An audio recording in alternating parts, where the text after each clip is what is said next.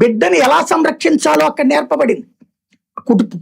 ఏది పుట్టింటి వాళ్ళు తన బిడ్డకి తీవ్రమైనటువంటి కష్టం వచ్చినప్పుడు, అడవుల్లో ఉన్నప్పుడు తల్లి రాల, రావణుడు పట్టుకెళ్ళినప్పుడు తల్లి రాల, అగ్ని ప్రవేశం చేసిన రోజును వచ్చి తల్లి పట్టుకెళ్ళింది.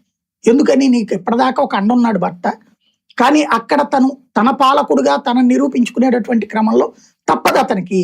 కానీ సమాజంలో నా బిడ్డను నేను కాపాడుకుంటానని తీసుకువెళ్ళింది భూమాత. అంటే ఇక్కడ ప్రతి అంశంలో కూడా ఒక భవిష్యత్ తరాలు చర్చించుకోవడానికి తగినటువంటి పాయింట్ ఉంది. జూదం ఆడటం తప్పు, దానివల్ల సర్వం కోల్పోతారన్నది ధర్మరాజును చూసి. ధర్మరాజు దుర్మార్గుడు కాదు, రాక్షసుడు కాదు.